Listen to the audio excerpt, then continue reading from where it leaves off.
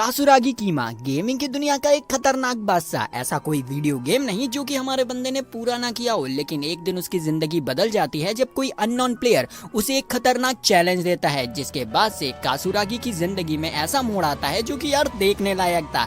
देखते हैं अब उसके साथ क्या होता है और कैसे होता है। तो बिना टाइम वेस्ट करते हुए चलिए कहानी का शुभारंभ करते हैं। कहानी की शुरुआत में हमें एक सुंदर सी लड़की दिखाई जाती है जो कि हमारे बंदे को प्रपोज कर रही होती है, और हकीकत में ये एक वीडियो गेम की कैरेक्टर थी और उसी को देखकर हमारा बंदा काफी ज्यादा ही खुश हो रहा होता है। अब बीच क्लास में गेम खेलते हुए देखते हुए टीचर उसके पास आती है और उसे मना करने लगती है, लेकिन हमारा बंदा ठहरा एक हार्डकोर गेमर वो टीचर से लड़ने लग जाता है, जिस पर टीचर उसे गंदी तरीके से कूट देती हैं। और जब लंच टाइम होता है तो हम उसके सूझे हुए गालों को देखकर समझ जाते हैं वो जा रहा होता है कि तभी एक लड़की कीमा से आकर टकरा जाती है, जिससे कि हमारे बंदे का गेम टूट जाता है। तो वो चिल्लाता है कि तुम्हें दिखता नहीं है, मेरा गेम तोड़ दिया। यहाँ पर इस लड़की का नाम आयामे था जो कि कीमा को ओटागामे बुलाती है, जिसका मतलब ओटाकू और गेमर होता है। आज इन दोनों की ही क्लास ड्यूटी थी, लेकिन आयामे कीमा से कहती है कि मैं तुम्हारी तरह नल्ली नहीं हूँ, मेरे पास बहुत सारे काम है, इसीलिए आज अकेले तुम काम कर लेना। और ये कहकर वो फुल स्पीड में जाती है और सामने वाली दीवार से टकरा जाती है।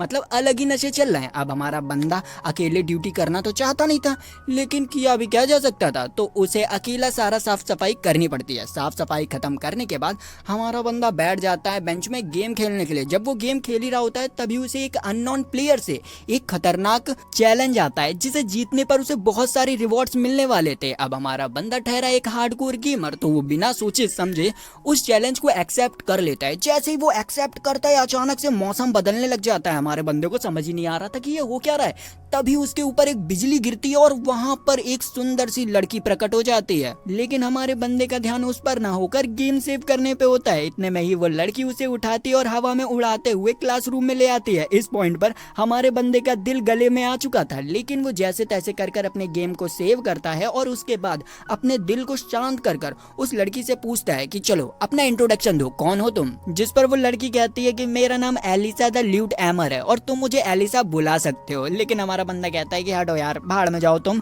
मुझे फर्क नहीं पड़ता, मैं यहाँ से निकलता हूँ। लेकिन इतने में ही एली उसे पकड़ती है और उससे कहती है कि अगर तुमने अपना चैलेंज कंप्लीट नहीं किया तो तुम्हारे गले में जो कॉलर है वो तुम्हें मार देगा। अभी अभी हमारे बंदे को रियलाइज होता है कि उसके गले में एक अननोन कॉलर आ चुका है, तो वो घबरा जाता है और चिल्लाते उस लड़की से कहता है ये कौन सा बवाल है, ये कॉलर कैसे हटेगा। जिस पर एलिसी कहती है कि जब तक तुम चैलेंज को पूरा नहीं कर लेते हो ये कॉलर नहीं हटने वाला। ये सुनकर हमारा बंदा समझ जाता है कि उस अननोन प्लेयर का चैलेंज एक्सेप्ट कर उसने बहुत बड़ी गलती कर दिया। इतने में ही एलिसा के सर पर जो हड्डीधारी यंत्र था वो ब्लिंक करने लग जाता है और वो खिड़की पर आकर आयुमी की तरफ उंगली करते हुए कहती है कि इस लड़की के अंदर लूप सोल है, तुम्हें इस लड़की को अपने प्यार में गिराना होगा, जिसके बाद लूप सोल बाहर आएगा और तुम्हारा मिशन पूरा हो जाएगा। जिस पर हमारा बंदा कहता है क्या, मैंने आज तक किसी भी लड़की को टच भी नहीं किया और तुम कहती हो कि मैं इसे अपने प्यार में पागल करूं, नहीं हो सकता ऐसा। जिस पर आयुमी रोते हुए कहती है कि ठीक है मास्टर, अब मैं भी आपके साथ मरने के लिए तैयार हूँ। ये सुनकर हमारे बंदे की फटके 64 हो जाती है कि ये क्या होने वाला है। फिर हम देखते हैं कि ये दोनों एक जगह पर बैठे होते हैं और सोच रहे होते हैं कि आखिर अब क्या किया जाए। एलिसा कहती है कि तुम एक बार ट्राई तो करो। जिस पर कीमा कहता है कि मैं उन लड़कियों को बिल्कुल भी भाव नहीं देता जो कि अपने बालों को नहीं बांधती है। उतने में हम देखते हैं आयुमी अपने बालों को बांध लेती है। एलिसा कहती है कि देखो मास्टर, उसने अपने बालों को बांध लिया। तो हमारा बंदा दूसरा बहाना बनाते हुए कहता है कि मुझे वो लड़कियां भी पसंद नहीं है जो कि शॉर्ट्स नहीं पहनती हैं। तो हमारी बंदी अपने मैजिक का यूज करती है और वहां पर जितनी भी लड़कियां होती हैं उन्हें शॉर्ट्स पहना देती है। अब हमारे बंदे के पास कोई बहाना ही नहीं बचता है, तो वो अगले दिन ही आयुमी को इम्प्रेस करने के लिए एक बड़ा सा बैनर लगाता है और उसे चेयर करने लग जाता है, जिससे कि आयुमी का दिमाग खराब हो जाता है और वो कीबा को एक खींच कर लात मारती है और उससे कहती है कि ये फालतू की चीजें करना बंद करो। लेकिन हमारा बंदा हार मानने वालों में से था ही नहीं, वो हर दिन ऐसे ही बैनर्स लगाते जाता है, उसे चेयर करते जाता है। एक पल के लिए तो भैया आयुमी उसे इग्नोर करना स्टार्ट कर देती है, लेकिन हमारे बंदे को इससे फर्क ही नहीं पड़ता है। एक दिन क्या होता है कि आयुमी प्लेग्राउंड में थी और प्रैक्टिस कर रही थी, तभी कुछ सीनियर्स उसके पास आते हैं और उसका मजाक उड़ाने लगते हैं और उससे कहते हैं कि तुम ये रेसिंग करना छोड़ दो, तुमसे नहीं हो पाएगा, तुम बेकार हो। ये सुनकर आयुमी काफी ज्यादा ही डिमोटिवेट हो जाती है और अगले दिन जब वो प्रैक्टिस कर रही होती है तभी वो एक ट्रैक से टकरा कर जमीन पर गिर जाती है और उसको इंजरी हो जाती है। यहाँ पर उसकी दोस्त काफी ज्यादा ही घबरा रही थी कि आयुमी अब ट्रैक रेसिंग में कैसे पार्टिसिपेट करेगी, लेकिन हमारा बंदा उसे शांत करता है और रात को आयुमी के लिए एक फ्रूट बास्केट भेजता है और उसे प्लेग्राउंड में मिलने के लिए बुलाता है। वो यहाँ पर उसका इंतजार कर ही रहा था कि तभी आयुमी उसके मुंह पर एक जोरदार एप्पल फेंक कर मारती है और उससे कहती है कि तुम्हारी ये हरकतें वापस से शुरू हो गई ना, बताओ तुम्हें क्या कहना है। जिस पर हमारा बंदा कहता है कि मुझे पता है, तुमने जानबूझकर अपने पैरों में चोट लगाई है ना, तुम जब भी भागती हो तो अपने बालों को बांध लेती हो, लेकिन उस दिन तुमने ऐसा नहीं किया था। जिस पर आयुमी इमोशनल होकर कहती है कि हाँ, इस बार की ट्रैक रेस में मैं पार्टिसिपेट नहीं करना चाहती हूँ। ये सुनकर कीमा समझ जाता है कि उन सीनियर्स की वजह से आयुमी ऐसा कह रही है, तो वो उससे कहता है कि भले ही तुम ट्रैक रेस ना जीतो, लेकिन मेरे दिल में हमेशा तुम टॉप पर रहोगी। ये सुनकर आयुमी ब्लश करने लग जाती है और उसका हाथ पकड़ के कहती है, क्या तुम कल की रेस में मुझे चीयर करने आओगे। जिस पर हमारा बंदा मान जाता है। तभी अचानक से आयुमी का पैर फिसलता है और उन दोनों के बीच में एक रोमांटिक किस हो जाती है और इसी चीज से आयुमी के अंदर जो लूप सोल थी वो बाहर निकल जाती है, जिसे कि एलिसा तुरंत पकड़ लेती है। अगले दिन ट्रैक रेस में आयुमी फर्स्ट आती है और उसे गोल्डन मेडल मिलता है, जिस वजह से सारे सीनियर्स उसे काफ़ी ज़्यादा ही अप्रिशिएट करते हैं और उसे बहुत अच्छा भी लगता है। अगले दिन हमें पता चलता है कि हमारे कीबा की क्लास में एक नई स्टूडेंट आई है, जो कि और कोई नहीं हमारी एलिसा थी, जिसे देखकर कीबा काफ़ी ज़्यादा ही हैरान होता है कि उसने तो लूप सोल को बाहर निकाल दिया है, तो उसका चैलेंज खत्म हो जाना चाहिए, लेकिन ऐसा कुछ भी नहीं होता है। इधर एलिसा को सभी बच्चे घेर लेते हैं और उससे सवाल पूछने लग जाते हैं। एलिसा की अजीबोगरीब बातों को सुनकर हमारे बंदे को काफ़ी ज़्यादा ही शर्मिंदगी महसूस हो रही होती है। जब वो अपने घर जा रहा होता है तो एलिसा उसे पीछे से रोकती है और कहती है कि अभी हम लोगों ने सिर्फ एक लूप सोल पकड़ी है, लेकिन पूरे शहर में बहुत सी लूप सोल्स हैं जिन्हें हमें पकड़ना होगा। मैंने तुम्हारे साथ रहने के लिए चीफ से परमिशन ले ली है, मैं तुम्हारे साथ तुम्हारी छोटी बहन बनकर रहूंगी। जिस पर कीबा का दिमाग खराब हो जाता है और वो कहता है कि क्या तुम पागल हो चुकी हो, तुम मेरी बहन बनने के लायक नहीं हो, इसीलिए भाड़ में जाओ। और ये कहकर जाने लगता है, लेकिन हमारे बंदे की किस्मत इतनी गंदी होती है कि उन्हीं के पीछे से कीबा की माताजी आ जाती हैं और अपने लौंडे को किसी और लड़की के साथ देखकर गलत समझने लग जाती है और उन दोनों को लेकर पहुंच जाती है अपने घर पर। इस पॉइंट पर हमारी बंदे को अच्छा मौका मिल जाता है, तो वो कीबा की मम्मी से कहती है कि मैं आपके पति की नाजायज औलाद हूँ। ये सुनकर कीबा का दिल गले में आ जाता है। तभी एलिसा एक लेटर निकालती है और कहती है कि मेरी माँ ने मरते हुए ये लेटर आपको देने के लिए कहा था। जैसे ही कीबा की मम्मी उस लेटर को पढ़ती है, उनका दिमाग खराब हो जाता है और वो डायरेक्ट अपने पति परमेश्वर, जो कि अब परमेश्वर नहीं रह गए हैं, उन पे कॉल करती है और कहती है कि आइंदा से मेरे घर के आजू बाजू ऊपर नीचे कहीं मत दिखना, वरना तुम्हारे पिछवाड़े में इतने डंडे मारूंगी कि तुम गिन नहीं पाओगे कि मैंने कितने छेद कर दिए तुम्हारे पिछवाड़े में। जिसके बाद वो एलिसा के पास जाती है और कहती है कि चिंता मत करो बेटी, आज से मैं ही तुम्हारी माँ हूँ, तुम यहाँ पर रह सकती हो। और हमारी बंदी का मिशन कंप्लीट हो जाता है। जिसके बाद कीबा एलिसा को लेकर शॉपिंग करने जाता है, जहां पर कीबा साफ साफ उससे कह देता है कि तुम मेरी छोटी बहन नहीं हो सकती हो, क्योंकि हम दोनों का खून का रिश्ता नहीं है। ये सुनते ही एलिसा उसकी उंगली में काट लेती है और उसके खून को पीते हुए कहती है, लीजिए मैंने अब आपका खून भी पी लिया है, अब तो मैं आपकी बहन हूँ ना। अब उसकी इतनी बेवकूफ़ भरी हरकतें देखकर हमारा बंदा परेशान हो जाता है और वहाँ से निकल जाता है। रात के समय एलिसा कीबा को बताती है कि मॉम लॉयर नाम के इंसान से मिलने के लिए गई है, मतलब भाई डिवोर्स पक्का है, लेकिन इसीलिए मैंने आज का खाना बनाया है। और भाई खाना दिखने में इतना वाहियात लग रहा होता है, उसे देखते ही हमारे बंदे की इच्छा नहीं होती है, लेकिन एलिसा उसे जबरदस्ती उस खाने को खिला देती है, जिसे खाने के बाद हमारा बंदा सोचता है कि यार खाना इतना भी बुरा नहीं था। हम देखते हैं कि एलिसा ने पूरे घर को हीरे की तरह चमचमा दिया था। तभी उसे थोड़ा सी और गंदगी दिखती है तो वो अपनी झाड़ू की पावर बढ़ाकर उसे भी साफ करने लग जाती है, लेकिन साफ करने के चक्कर में वो आधी दीवार ही उड़ा देती है। तभी हमारे बंदे के पेट में भी गड़बड़ होने लग जाती है और वो तुरंत ही बाथरूम की तरफ भागता है। जिसके बाद हम देखते हैं कि हमारा बंदा आराम से बाथरूम में नहा रहा होता है। तभी एलिसा भी वहां पर आ जाती है उसकी पीठ साफ करने के लिए, और भाई उसे यहाँ पर देखकर हमारा बंदा बिल्कुल शॉक और उससे कहता है कि पागल हो गई हो क्या। यहाँ पर एलिसा पूरी कोशिश कर रही थी कि कीबा उसे अपनी बहन मानने लग जाए, तो एंड द एंड हमारा बंदा भी उसकी मेहनत को देखकर उसे अपनी बहन मान लेता है। इस चीज की खुशी में एलिसा कीबा के वीडियो गेम को धुल देती है, और भाई ये तो एक क्लासिक मूवमेंट हो गया, याद है ना आप लोगों को। हाँ, और ये देखकर हमारे बंदे का दिमाग और खराब हो जाता है। जिसके बाद हमें अगले दिन की सीन दिखाई जाती है, जहाँ पर एलिसा कीबा के लिए एक सॉरी लेटर लिखती है और उसे आयुमी को दे देती है ताकि वो कीबा को पास कर दे। तभी टीचर आयुमी को उठाती है और उस लेटर को पढ़ने के लिए कहती है। यहाँ पर आयुमी उस लेटर को पढ़ने लग जाती है जिसमें लिखा था कि मास्टर शुक्रिया मुझे एक्सेप्ट करने के लिए, और कल रात जो भी बात टब में हुआ उसके लिए मुझे माफ कर दीजिए। अब ये बात सुनकर जितने भी लौंडे होते हैं भाई वो हमारे बंदे की तरफ देखते हुए कहते हैं कि ओहो कीबा, रात में क्या क्या हुआ हमें भी बताओ, जिससे कि हमारे बंदे को काफ़ी ज़्यादा ही शर्मिंदगी फेस करनी पड़ती है। क्लास ख़त्म होने के बाद हमारा बंदा एलिसा के ऊपर बहुत ज़्यादा ही चिल्लाने लगता है, लेकिन तभी उसका स्कल बैच ब्लिंक करने लग जाता है और वो लोग जल्दी से स्कूल के बाहर जाते हैं, जहाँ पर उन्हें एक और लूप सोल की विक्टिम मिलती है जिसका नाम था मियो। और दिखने में तो ये काफी ज्यादा ही अमीर लग रही है और इसकी हरकतें भी अमीर वाली थी, क्योंकि पास ही की कैंटीन से वो सारी की सारी ब्रेड्स खरीद लेती है क्योंकि उसके पास छुट्टे पैसे नहीं थे।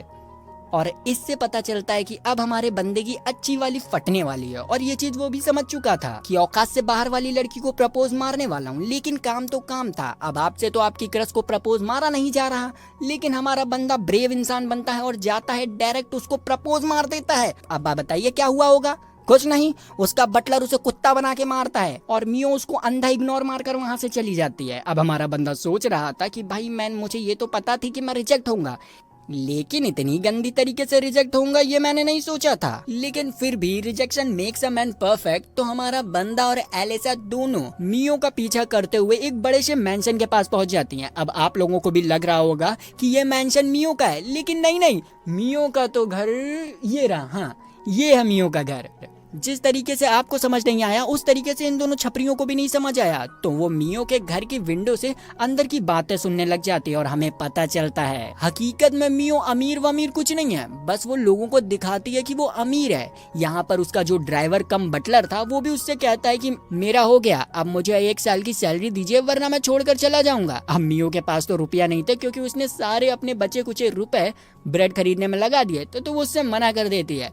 तो वो ड्राइवर कहता है ठीक है आज से मैं आपका काम नहीं करूंगा, और वहाँ से वो निकल जाता है। मियो उसे रोकने के लिए जैसे ही बाहर आती है तभी वो अपने सामने देखती है कीबा को, जो कि छुप के उसकी बातें सुन रहा था। ये देखकर मियो काफी घबरा जाती है और कीबा के मुंह पर दरवाजा बंद कर अंदर चली जाती है। यहाँ पर कीबा कुछ सोच रहा था, जिस पर एलिसा कहती है कि क्या सही में मियो को फंसाना काफी मुश्किल है, जिस पर वो कहता है कि अब मुझे ऐसा नहीं लगता है। जिसके बाद हमें अगले दिन की सीन दिखाई जाती है जहाँ पर मियो अपने ड्राइवर का इंतजार कर रही थी, लेकिन सही में आज उसका ड्राइवर नहीं आने वाला था। तभी वहाँ पर आ जाता है हमारा कीबा अपनी साइकिल लेकर और मियो से कहता है कि आज से मैं तुम्हारा ड्राइवर हूँ, बैठ जाओ और चलो स्कूल। लेकिन मैडम के नखरे कुछ अलग थे, उन्हें इस घटिया साइकिल में नहीं बैठना था, तो वो अकेले ही जाने लगती है, लेकिन पैर फिसलता है और पैर में मोच आ जाती है और 2 मिनट में ही अकल ठिकाने भी आ जाती है। एलिसा यहाँ पर कीबा की बेकार साइकिल को एक मस्त सी बग्गी में कन्वर्ट कर देती है, जिसके बाद हमारा बंदा मियो को बैठाकर स्कूल तक के ले जाता है। देख रहे हो, लड़की का चक्कर बाबू भैया, अच्छे खासे इंसान को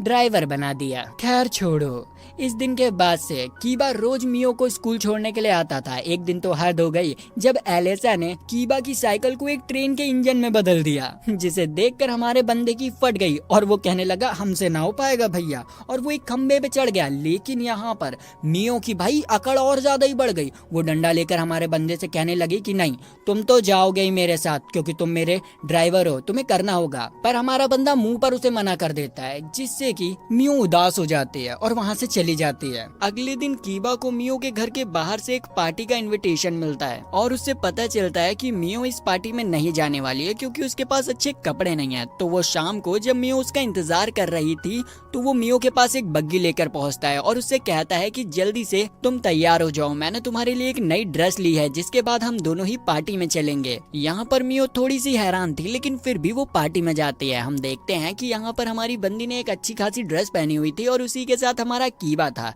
कीबा मियो के पास आता है और कहता है कि क्या आप मुझे डांस सिखा सकती हैं, जिस पर मियो पहले तो उसे चिल्लाने लगती है लेकिन फिर डांस सिखाने के लिए मान जाती है। वहाँ पर हमारी एलिसा भी मेड की ड्रेस में आ जाती है, जो कि भाई दिखने में काफी ज्यादा ही अच्छी लग रही थी। जिसके बाद मियो कीबा को डांस सिखाने लग जाती है। उसी दौरान वहाँ पर 3 बंदे आ जाते हैं जो कि मियो का मजाक उड़ाने लगते हैं और कहते हैं कि आखिर तुम जैसी फटीचर को इस पार्टी में किसने इनवाइट किया और तुम कितनी बेशरम हो जो कि मुंह उठाकर यहाँ पर फ्री का खाना खाने के लिए आ गई। ये सब सुनकर मियो को काफी ज्यादा ही बुरा लगता है, लेकिन अब वो कर भी क्या सकती थी। यहाँ पर ये तीनों ही उसे खरी खोटी सुनाने के बाद वहाँ से निकल जाते हैं। मियो हमारी बहुत गुस्से में थी। हमारा बंदा भी उसे समझाने लगता है कि सही में तुम्हें अब ये अमीरी का दिखावा करना छोड़ देना चाहिए, तुम अमीर नहीं हो। जिस पर मियो उस पर गुस्सा होकर कहती है कि अपना मुंह बंद रखो, तुम कुछ भी नहीं जानते हो। कीबा कहता है कि हाँ, तभी तो मैं तुम्हें जानना चाहता हूँ, मुझे बताओ तुम कैसी हो। उसकी इस फिल्मी बातों को सुनकर मियो का दिमाग खराब हो जाता है और वो उसके मुंह पर पंच मारकर दूर फेंक देती है और उससे कहती है कि तुम धोखेबाज हो, तुमने मुझसे कहा था कि तुम मेरी मदद करोगी, मेरे अमीर वाली छवि को बनाए रखोगी, लेकिन तुम इसी को बेकार करना चाहते हो। जिस पर हमारा बंदा कहता है कि नहीं, मैं तुम्हें एहसास दिलाना चाहता हूँ कि आखिर तुम कौन हो। और ये कहते हुए वो उसके करीब आने लगता है और उससे मीठी मीठी बातें करते हुए उसे किस कर लेता है। जैसे ही वो किस करता है भाई, उसके अंदर से लूप सोल बाहर निकलती है, जिसे कि हमारी बंदी तुरंत ही कैप्चर कर लेती है। अगले दिन हम देखते हैं कि जब कीबा स्कूल आ रहा था तब मियो उसके पास आती है और उसे कुछ रुपए दिखाते हुए कहती है कि क्या इससे ब्रेड आ जाएगी। जिस पर कीबा कहता है कि हाँ, और फिर हम देखते हैं कि मियो तुरंत ही शॉप में जाती है और एक नॉर्मल स्टूडेंट की तरह ब्रेड को खरीद लेती है। ये देखकर हमारे बंदे को काफी ज्यादा ही अच्छा लगता है कि मियो अब एक नॉर्मल इंसान बनने की कोशिश कर रही है। फिर हमें कुछ दिनों बाद एक कॉन्सर्ट की सीन दिखाई जाती है, जहाँ पर एक आइडल जिसका नाम कोनन था वो अपना परफॉर्मेंस दे रही थी और घर पर बैठकर एलेसा उसका परफॉर्मेंस एंजॉय कर रही थी, क्योंकि एलेसा की ये फेवरेट के पॉप स्टार है। जब कोनान को अवार्ड मिलता है तो एलेसा काफी खुश होती है और कीबा से कहती है कि तुम्हें भी इसका कॉन्सर्ट देखना चाहिए। लेकिन हमारे बंदे को इन सब रियल लाइफ के पॉप स्टार में इंटरेस्ट ही नहीं था। वो यहाँ पर कहता है कि ये के पॉप स्टार क्या होती है, असली के पॉप स्टार तो हमारे गेम में होती हैं। और यहाँ पर वो भाषण देना स्टार्ट कर देता है कि आने वाले समय में सभी लोग गेमिंग आइडल्स को पसंद करेंगे और उन्हीं का हर जगह बोलबाला होगा। तभी मम्मी कहते हैं कि शांति से यहाँ बैठकर खाना खा लो, वरना अभी तुम्हारा बोलबाला कर दूंगी। अगले दिन स्कूल का सारा माहौल ही बदला हुआ था। सारे बच्चे अपने साथ कैमरास लाए थे, क्योंकि आज स्कूल में कोनान आने वाली है, जो कि आज उन्हीं के साथ पढ़ने वाली है। जहाँ पर सभी बच्चे कोनान को लेकर एक्साइटेड थे, वहीं दूसरी तरफ हमारा लौंडा गेम में फोकस लगाए हुए था और बेंच में बैठकर गेम खेल रहा था। वहीं पर कोनान भी आती है, जो कि काफी ज्यादा ही एक्साइटेड थी, क्योंकि आज उसकी पहली क्लास थी। तभी उसकी नजर कीबा पे पड़ती है और वो उससे कहती है कि ओए लड़के, क्या तुमने मुझे पहचाना नहीं। कीबा कहता है कि माफ करना, मैंने तुम्हें पहचाना ही नहीं, अब मेरे सामने से हटो, मुझे गेम खेलने दो। ये सुनते ही कोनान को झटका लगता है और वो अपनी पॉकेट में से स्टन गन निकाल कर कीबा को एक जोरदार शॉक दे देती है। हमारा बंदा कहता है तुम चाहे तो मुझे मार दो, लेकिन प्लीज मुझे गेम सेव करने दो। तभी वहाँ पर एलेसा आ जाती है, जो कि दौड़ते दौड़ते कोनान के पास आती है और उससे कहती है कि कोनान सामा, आप यहाँ पर आ चुकी हैं। अब उसके पास कुछ था तो नहीं, तो वो यहाँ पर हमारे बंदे का गेम लेती है और कोनान से कहती है कि प्लीज इसमें ऑटोग्राफ दे दीजिए। कोनान उसमें ऑटोग्राफ दे देती है, जो चीज हमारे बंदे को बिल्कुल पसंद नहीं आती है, और वो कहता है कि मेरा गेम बेकार कर दिया। ये सुनते ही कोनान एक और बार उसको झटका देने के लिए जाती है, लेकिन तभी उसका कॉल आ जाता है और वो वहाँ से निकल जाती है। यहाँ पर हमारा बंदा शुक्र मना रहा होता है कि भगवान करे ये लड़की वापस मेरे सर ना पड़े, लेकिन अचानक से एलेसा उसे बताती है कि कोनान के अंदर एक लूप सोल है। ये सुनकर हमारे बंदे की सिट्टी पिट्टी गुल हो जाती है। इधर हम कोनान को देखते हैं, जो कि क्लास में जा रही होती है, लेकिन अभी भी वो परेशान थी कि भाई इतने सारे लोगों में एक कीबा ने उसको पहचाना नहीं। फिर हम देखते हैं कि वो अपने घर जाती है। घर के बाद वो कॉन्सर्ट करती है और हमें पता चलता है बंदी काफी ज्यादा ही फेमस है, उसकी धक्का पेल एल्बम्स बिक रही हैं और उसको काफी ज्यादा लोग पसंद भी करते हैं। लेकिन फिर भी वो अभी भी हमारे बंदे के बारे में सोच रही होती है। तो वो अगले दिन ही कोनन को अपने गाने की एल्बम भेजती है, जिसके ऊपर लिखा था कि मैं तुम्हारा छत पर इंतजार कर रही हूँ, जल्दी से मुझसे मिलने आओ। कीबा छत पर पहुंच जाता है, जहाँ पर कोनान सबसे पहले उससे माफी मांगती है, क्योंकि उसने 2-3 बार उसे स्टन किया था। फिर कहती है कि ठीक है, भले ही तुम मेरे फैन नहीं हो, लेकिन मेरा गाना सुनने के बाद मेरे फैन जरूर बन जाओगे। और ये कहते ही वहाँ पर स्टेज लगाती है और कीबा के लिए गाना गाने लग जाती है। लेकिन आपको पता ही है, हमारा बंदा ठहरा सख्त लौंडा, वो आराम से बैठकर वीडियो गेम खेलने लग जाता है और उसका गाना सुनता भी नहीं है, जो देखकर कोनान की बुद्धि खटक जाती है और वो उसको वापस से स्टन मारने जा ही रही होती है। लेकिन अचानक से उसका कॉल आ जाता है और उसे अर्जेंटली एक शूटिंग के लिए जाना पड़ता है। वो तुरंत ही अपने हेलीकॉप्टर में बैठती है और उससे बाय करते हुए कहती है कि ठीक है, इस बार नहीं तो अगली बार मैं तुम्हें अपना फैन बना लूंगी। इधर हम देखते हैं कि झाड़ियों से बहुत सारे बच्चे कैमरा लेकर निकलते हैं और उसकी फोटोज धड़ापेल खींचने लग जाते हैं। एलेसा कीबा से कहती है कि क्या आप पागल हैं, वो आपसे दोस्ती करना चाहती है और आप कुछ कर नहीं रहे। कीबा समझाता है कि अगर कोई चीज इतनी आसानी से मिल रही है, इसका मतलब है कि वो कोई जाल है। लड़का अगर लड़की के पीछे भागे तो चलता है, लेकिन अगर कोई लड़की लड़के के पीछे भागे तो समझ जाना कुछ तो गड़बड़ है दया। इसीलिए मैं शांत हूँ। अगले दिन हम देखते हैं कि कोनान वापस से स्टेज लगाकर हमारे बंदे के सामने गाना गा रही होती है, पर कीबा हमारा बोर होकर सोने लग जाता है। ये देखकर कोनान को बिल्कुल अच्छा नहीं लगता है और अचानक से वो ट्रांसपेरेंट होने लगती है। ये देखकर कीबा हैरान हो जाता है कि आखिर ये कहाँ गई, और कोनान धीरे धीरे उसके पास आते हुए बड़बड़ाती है, मुझे कोई पसंद नहीं करता, मैं वापस से अकेली हो गई। ये कहते हुए वो कीबा के ऊपर अचानक से अटैक कर देती है। कीबा उसके हर एक अटैक से बचता है तो कोनान उसके ऊपर स्टन गन से अटैक करती है। कीबा नीचे झुक जाता है और वो स्टन पेड़ के ऊपर लग जाता है, पेड़ भी आधा कट जाता है। यहाँ पर हमारे बंदे की गंदी वाली फट चुकी थी। कोनान जाते हुए कहती है कि चाहे कुछ भी हो जाए मैं तो तुम्हें अपना फैन बना के रहूंगी। उसके जाने के बाद एलिसा कीबा को चिल्लाने लगती है। कीबा कहता है कि रुको, मैं उसे ऑब्जर्व कर रहा था ताकि मैं उसके बारे में जान सकूं और मुझे पता चल गया है कि आखिर वो ऐसी क्यों है। तभी हमें वापस से कोनान को दिखाया जाता है जो कि दुखी थी और सोच रही थी कि फिर से मैं अकेली हो गई। फिर हमें उसका पास दिखाया जाता है जहाँ पर पहले स्कूल में कोई भी उसे भाव नहीं दिया करता था और वो बिल्कुल अकेली थी, लाइक अ इनविजिबल गर्ल। इधर एलिसा और कीबा टीवी पर कोनान का शो देख रहे थे जहाँ पर कोनान अच्छी तरीके से अपना परफॉर्मेंस दे रही थी, लेकिन अचानक से वो गाते गाते रुक जाती है क्योंकि उसकी ऑडियंस में से एक बंदा उसके ऊपर बिल्कुल भी ध्यान नहीं दे रहा था। ये चीज कीबा और एलिसा दोनों ही नोटिस कर लेते हैं। एलिसा तो डायरेक्ट कॉन्सर्ट जहाँ पर हो रहा था वहाँ पहुँच जाती है, लेकिन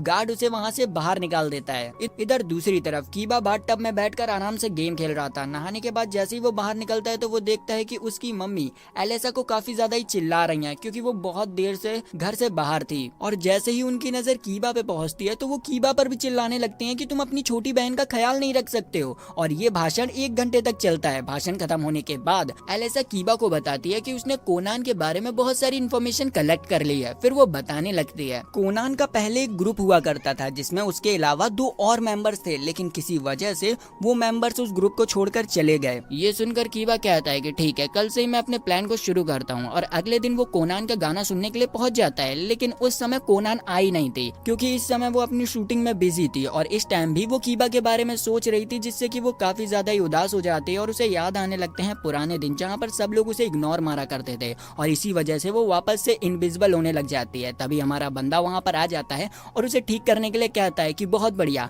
मैंने आज तुम्हारे गाने सुने और सही में मैं तो तुम्हारा फैन हो गया। ये सुनकर कोनान वापस से नॉर्मल हो जाती है और एक्साइटेड हो जाती है। कीबा मन में सोचता है कि मेरे अलावा स्कूल में इसका कोई और दोस्त नहीं है तो इसको इम्प्रेस करना काफी आसान होगा। थोड़ी देर बाद कीबा के पास कोनान के काफी सारे ईमेल्स आते हैं जिसमें वो थैंक यू कहती है, और इस दिन के बाद से ही कीबा के पास कोनान के ईमेल्स आने लगते हैं जिसमें वो कहती है कीबा सामा मेरी रिकॉर्डिंग अच्छी नहीं गई, कीबा सामा मुझे स्विमिंग नहीं आती, मैं डूब जाऊंगी, कीबा सामा मेरे बाल अच्छे से नहीं बंध रहे हैं, कीबा सामा मुझसे ये नहीं हो रहा है। इतना कुछ सुन सुनकर हमारे बंदे का दिमाग खराब हो जाता है। तभी वापस से कोनान का मैसेज आता है और वो उसे एक रेस्टोरेंट में मिलने के लिए बुलाती है। वहाँ पर हमारा बंदा पहुँच जाता है और कोनान भी आ जाती है। कोनान उसे बताती है कि आज मेरा फ्री टाइम था तो मैं आपसे बात करने के लिए आ गई। वो यहाँ पर उसे बताने लगती है कि जल्दी मेरा एक बहुत बड़ा कॉन्सर्ट होने वाला है और मैं थोड़ी सी नर्वस हूँ कि क्या वहाँ पर मैं अच्छे से परफॉर्म कर पाऊंगी, जिस पे हमारा बंदा उसे थोड़ा मोटिवेट करता है। जिसके बाद कोनान वहां से चली जाती है। अब कुछ ही दिन रह गए थे उसके कॉन्सर्ट के और एडवर्टीजमेंट भी भर भर के हो रही थी।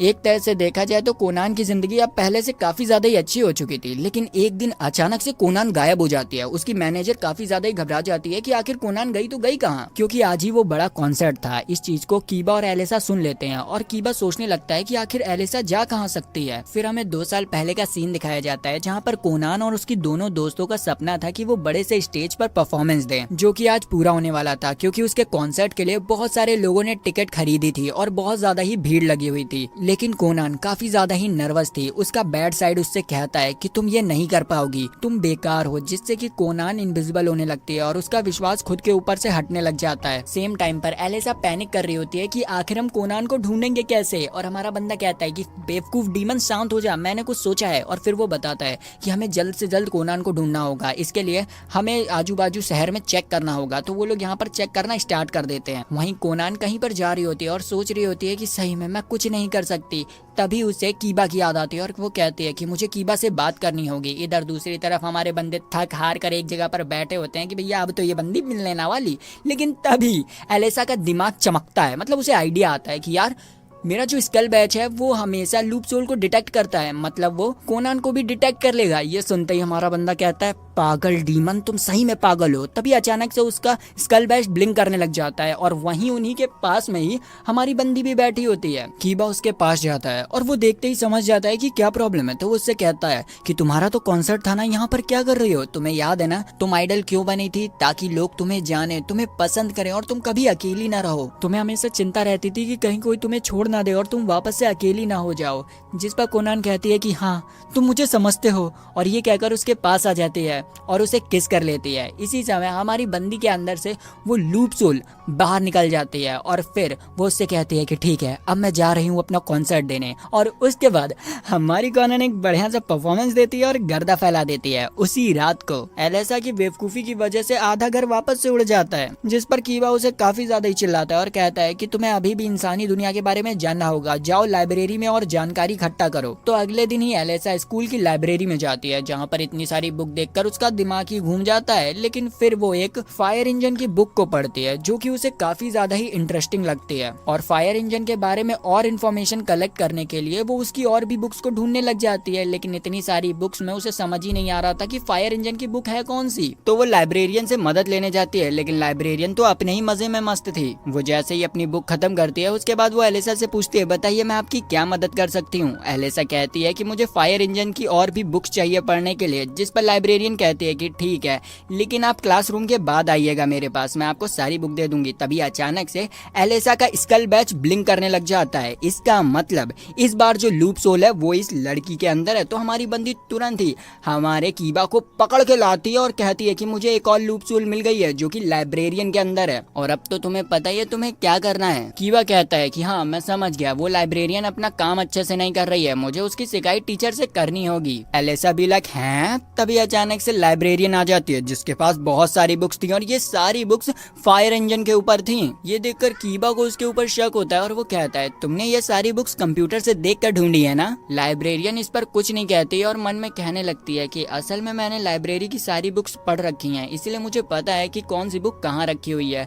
लेकिन अगर मैं ये इसे बताऊंगी तो इसे मैं क्रीप लगूंगी, इसलिए रहने देती हूँ। और उसकी इन सारी बातों से हम समझ जाते हैं कि भैया ये बंदी एक नंबर की इंट्रोवर्ट है। और ऐसा ही कुछ एलिसा भी कीबा को बताती है कि ये लड़की ज्यादा किसी से बोलती नहीं है और इसका नाम सियोमिया सियोरी है, जिसे कि हम सियोमिया कह देंगे। अब सबसे बड़ी प्रॉब्लम ये है कि ये बंदी इंट्रोवर्ट है और ज्यादा किसी से बोलती नहीं है, तो हमारा बंदा इसे इम्प्रेस कैसे करेगा। कीबा कहता है कि टेंशन नॉट, मैं हूं ना। इधर हम देखते हैं कि सियोमिया के पास एक लड़की आती है लिस्ट लेकर, जिसमें कि उन बुक्स का नाम लिखा था जिन्हें कि उन्हें लाइब्रेरी से बाहर फेंकना था। सियोमिया उन सभी बुक्स को कलेक्ट कर बॉक्सेस में भर देती है और उनसे कहती है कि चलो टाटा बाय बाय। लेकिन सियोमिया को बुक्स से इतना प्यार था कि वो नहीं चाहती थी कि इस लाइब्रेरी से कोई भी बुक बाहर जाए। वो ये सब जब सोच रही थी तभी अचानक से उसका पैर स्लिप होता है और वो पीछे की ओर गिरने लगती है बुक के साथ। लेकिन तभी हमारा बंदा एक हीरो वाली एंट्री मारता है, बुक के साथ साथ उसे भी बचा लेता है और ये भैया एक मूवमेंट होता है। सियोमिया को समझ नहीं आ रहा था कि वो कीबा से थैंक यू कैसे कहे, तो उसके हाथ में जो इकोनॉमिक की बुक थी उसी के बहाने वो कीबा से कहती है कि कीबा थैंक यू। ये कहकर वो शर्माने लगती है और वहाँ से जाने लगती है। कीबा बुक्स की तरफ देखते हुए कहता है कि यहाँ पर इतनी सारी बुक क्यों है, इन्हें हटा देना चाहिए